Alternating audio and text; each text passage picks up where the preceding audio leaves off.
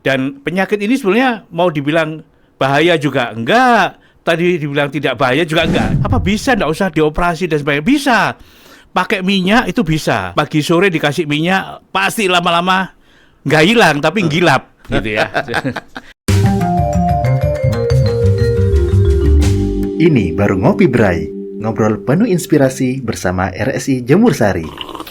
Assalamualaikum warahmatullahi wabarakatuh. Selamat pagi Sobat Sehat Rumah Sakit Islam Surabaya Jemur Sari. Kembali bertemu dengan kami dari Ngopi Bray, ngobrol penuh inspirasi bersama Rumah Sakit Islam Surabaya Jemur Sari.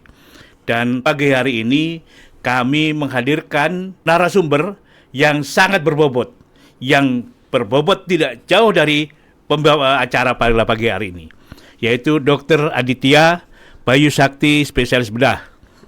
Selamat pagi Dr. Adit. Selamat pagi. Alhamdulillah sehat. Alhamdulillah. Alhamdulillah. Baik, Sobat Sehat, pada pagi hari ini kami akan membicarakan topik yang bukan jarang banyak ditemukan, tetapi kadang-kadang malu menyampaikan karena posisinya yang tidak nyaman, posisinya tidak nyaman, sehingga kalau mau ngomong itu gak enak. Dan penyakit ini sebenarnya mau dibilang bahaya juga enggak, tadi dibilang tidak bahaya juga enggak. Jadi nanti akan dijelaskan lebih jauh oleh Dr. Aditya Bayu Sakti, yaitu penyakit hernia atau apa bahasa Indonesia, saya tidak ngerti bahasa Indonesia. Turun berok. Berok itu bahasa apa Dr. Adit? Wah, itu dia. Tahu kita. Iya, saya juga sering mendengar dulu waktu pendidikan turun berok, cuman saya cari di kampus kok nggak ada ya. Dan soal hernia ini karena tempatnya ini kadang-kadang orang apa bisa nggak usah dioperasi dan sebagainya. Bisa. Pakai minyak itu bisa. Pagi sore dikasih minyak pasti lama-lama nggak hilang tapi gilap gitu ya. Jadi baik, Dr. Adit, kita hari ini bicara tentang hernia. Apa sebetulnya hernia itu apa sebetulnya? Jadi kalau kita lihat definisinya, hernia itu adalah suatu protrusi atau penonjolan dari organ yang ada di dalam intraabdominal, dengan dilapisi oleh selaput dia keluar ke bagian ekstra abdomen, tapi masih di dalam kulit, jadi masih dalam liputan kulit tubuh gitu. Kalau bahasa Jawa ini metundung gitu ya. Metundung, betul. Nah, itu apakah pasti karena kan biasanya gini, ojo ngangkat abot-abot, engko hernia lu kan kok. Nah, apa pasti karena mengangkat yang berat, atau itu adalah seperti penyakit keturunan bawaan lahir, atau bisa juga misalnya karena sesuatu hal hernia ini? Ya, jadi ini menarik ini. Terima kasih. Ini jadi saya harus sedikit memberikan kuliah ya seperti itu. Sharing ilmu lah biar masyarakat ini tahu. Hernia itu sebetulnya ada dua. Hernia yang waktu dia bayi yang disebut dengan kongenital, itu memang dia suatu kegagalan penutupan dari selaput tunika vaginalis yang namanya tunika vaginalis peritonei. Atau yang kedua ini itu dia didapatkan pada saat dia usia dewasa. Itu terjadi karena adanya locus minoris. Locus minoris itu adalah sebuah area gitulah, di mana dinding ototnya dia yang paling tipis. Sehingga pada saat tekanan intraabdomen meningkat, tadi termasuk angkat-angkat, kan banyak penyebabnya tekanan intraabdomen meningkat tuh. Angkat-angkat, mengejan, batuk, itu kan menyebabkan tekanan intraabdomen meningkat, dia timbul dorongan dari dalam menonjol ke depan, atau itu disebut hernia. Berarti kalau misalnya orang makannya tidak teratur, bukan tidak teratur sih, mungkin kurang sayur, kurang minum, sehingga mengejan, kemudian yang keluar tidak hanya yang harus dikeluarkan, tapi ada yang metundung lain, itu hati-hati ya. Hati-hati, ada potensi ini hernia, betul ya? Iya. Oh, bahaya. Enggak bahaya sih, tapi nah, kemudian hernia ini bahaya apa enggak, Dr. Adit? Kalau masalah bahaya, dikatakan bahaya itu bila terjadi jepitan. Atau yang disebut dengan terjepit strangulata atau incarcerata, itu yang bahaya. Artinya dia terjepit oleh suatu cincin yang ada di sekitar kantong hernia itu. Berarti hernia itu harusnya bisa keluar masuk, penundung Harusnya bisa hilang, keluar penundung masuk, hilang gitu ya. iya. Dan itu Wah. ciri khas pada saat kita lakukan wawancara atau anamnesa. Iya. Pasien selalu bilang kalau saya kondisi bekerja itu benjolannya keluar, tapi kalau saya kondisi istirahat dia Berbaring gitu hilang. Iya, berbaring. Oh. Dia hilang kalau berbaring. Iya, Seperti iya, itu. iya. Kalau dia berdiri, jalan, mengejan, angkat-angkat itu keluar. Itu Keluar. kalau pada dewasa. Iya, iya. Nah, kalau pada anak-anak paling gampang dilihat aja pada saat dia rewel nangis. Kalau dia minta air susu atau ASI dia nangis, dia keluar ya sudah itu hernia. Pasti. Itu berarti bawaan kalau anak-anak ya, Pak. Iya. Hampir pasti bawaan. Iya. Nah, jadi bahayanya kalau dia keluar kemudian tidak bisa masuk lagi ya. Iya. Tidak bisa masuk lagi. Nah, itu pada kondisi ini harus dilakukan tindakan operasi. Iya, operasi yang disebut dengan operasi sito atau emergency. Jadi segera. Nah, artinya begini. Artinya bila keluar masuk, Iya. itu tidak harus segera dioperasi. Iya. Ya, tidak harus ya, tidak harus. Tetapi memang untuk mencegah dia suatu, karena gini, kan nyantolnya tadi kan tidak bisa diprediksi, Iya. tidak bisa diramalkan Iya. kapan nyantolnya gitu. Iya. Artinya lebih baik memang untuk tindakan operasi pada hernia, salah satunya untuk mencegah itu ya, Iya. mencegah nyantolnya tadi gitu. Iya, jadi sebaiknya edukasinya untuk masyarakat atau audiens, kalau sudah ketemu kasus yang seperti saya ceritakan tadi, Iya. dia keluar benjolan, terus dia bisa keluar masuk, segeralah konsultasi ke dokter bedah. Iya. Nah, kalau selain itu kan jelas ya, operasi itu jelas. Iya. Kemudian apakah benjolnya diambil atau yang lokusnya tadi yang di ininya harusnya di operasi tadi? Ya, ini kembali pada patofisiologinya tadi. J. Kalau pada kognital, pada anak-anak atau Iya. bayi, itu kita cukup lakukan herniotomi atau yang disebut dengan ligasi tinggi. Jadi cukup kantongnya saja yang diikat lalu dikembalikan. Iya. Nah, kalau pada dewasa, karena di situ ada locus minoris, daerah yang paling tipis, rawan terjadi hernia ulang atau residif, itu maka setelah dilakukan pengikatan dari kantong hernia, itu kantong hernia diikat di dalam otot perut, kemudian daerah locus minoris tadi ditutup menggunakan seperti implan ya, bentuknya seperti jaring nyamuk begitu Iya. gampangannya untuk mempermudah audiens Iya. membayangkan, Menangkap gitu ya. Iya. Ditutup di situ dan implan itu dijahit, ditanam Iya. agar nanti lama-lama dia akan menjadi keras dan memperkuat dinding yang lemah tadi atau locus minoris tadi itu. Baik. Nah, ini kan kadang-kadang masyarakat itu kalau sudah dengar kata-kata operasi itu membayangkan sesuatu yang yopo gitu ya. Nah, ada ndak mungkin obat-obatan atau cara lain untuk mengobati loh ya? Kalau menghilangkan kan cuma tiduran aja hilang Iya. karena PDW gitu. Iya. Untuk mengobati hernia ini. Nah, disinilah yang harus dipahami. Iya. Jadi kita biasanya berikan pengarahan pada masyarakat bahwa kalau orang datang ke seorang dokter yang pelangnya itu spesialis bedah itu belum apa-apa, dok saya jangan dioperasi. Padahal operasi itu merupakan suatu langkah yang terakhir. Dimana kalau pada pasien-pasien dengan infeksi seperti itu ya Iya. pasti obatnya antibiotik lah, Iya. medical lah ya, Iya. medikamentosa. Tapi pada saat ini kalau hernia itu hampir karena kelainannya adalah di anatomical sehingga kita memerlukan koreksinya ya coba dengan operasi. Siap. Tidak ada jalan lain ya. Artinya terapi definitifnya atau terapi pastinya begitu ya Iya. memang harus operasi ya. Iya.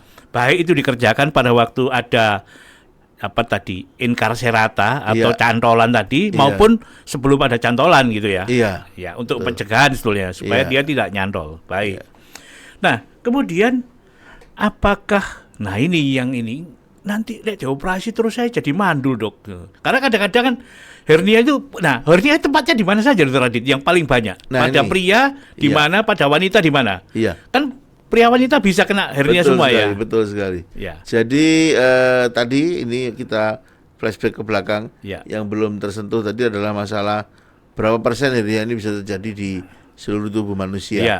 Jadi memang hernia itu macam-macam letaknya. Jadi ada yang hernia itu di umbilikus atau di pusar, Ya. hernia di tengah atau hernia bekas irisan operasi yang dulu atau Ya. incisional hernia. Nah, yang paling sering itu adalah di pelibatan paha yang dibilang tadi bahwa orang kadang-kadang rodok sungkan ngomongin. Ya. Kan? Ya. Di pelibatan paha itu yang paling sering.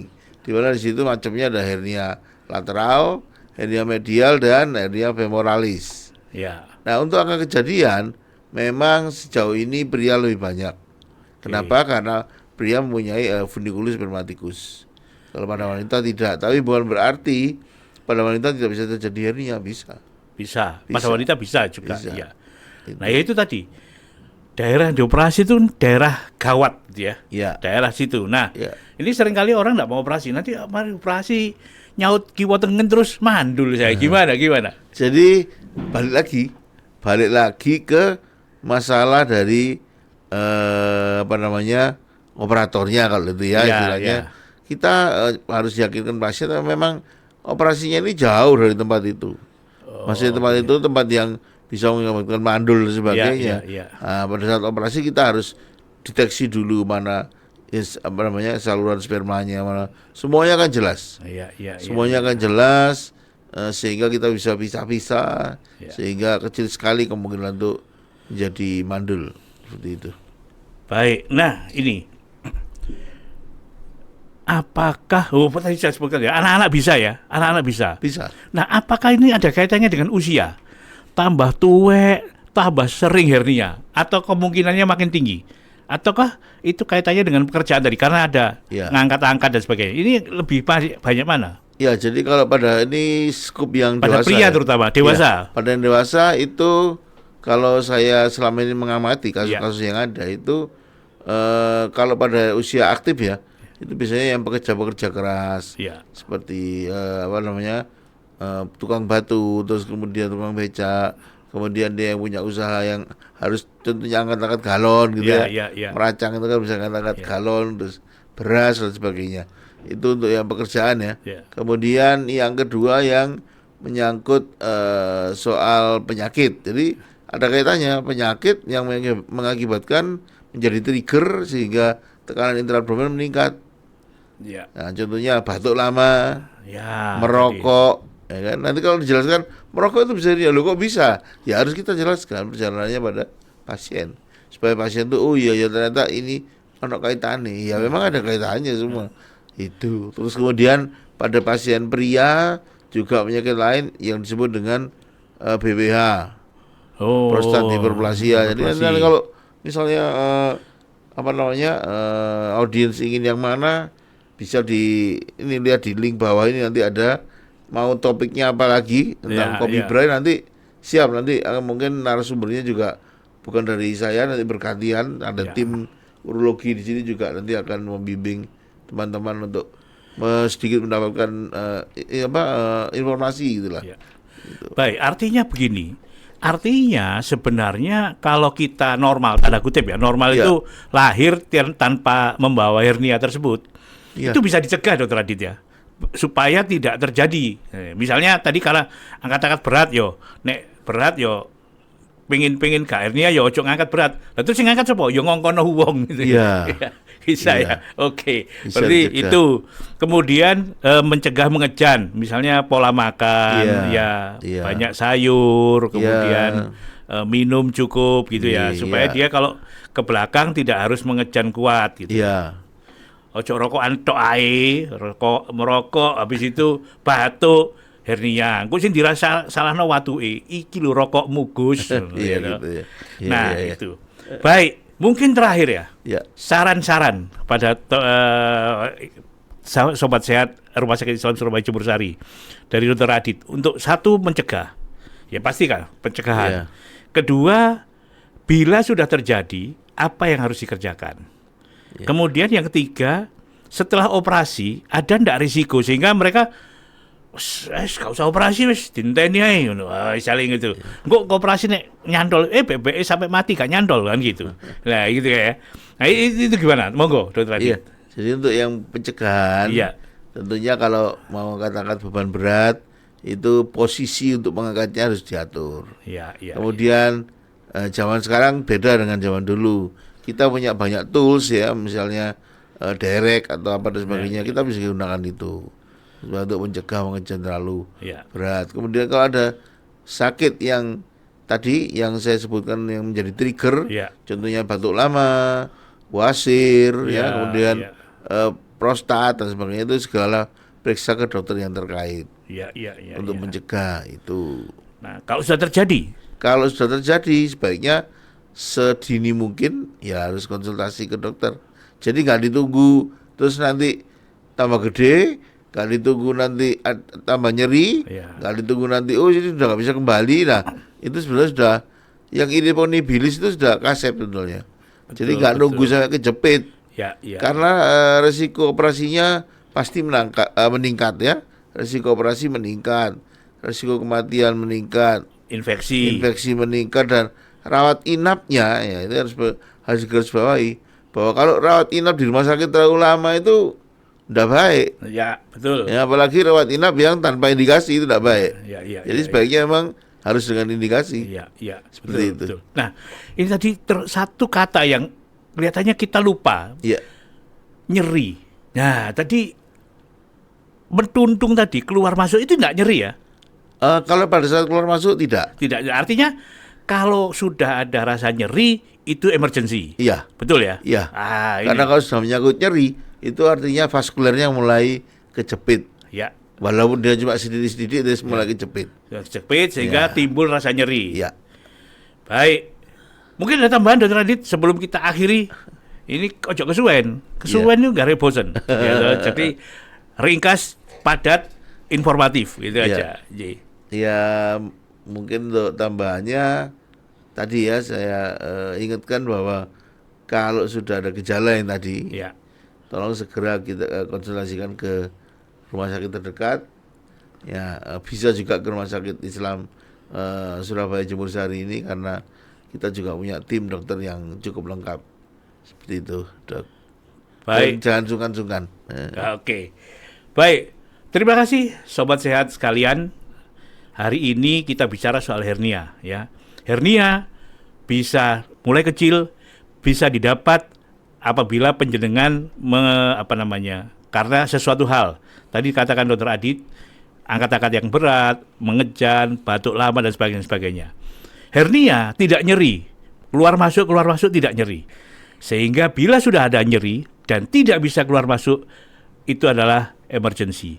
Kalau ada hernia, segera kunjungi Rumah Sakit Islam Surabaya Jemur Sari dan kunjungi dokter spesialis bedah yang ada di Rumah Sakit Islam Surabaya Jemur Sari. Terima kasih. Sampai ketemu lagi di acara kita Ngopi Bright. Assalamualaikum warahmatullahi wabarakatuh.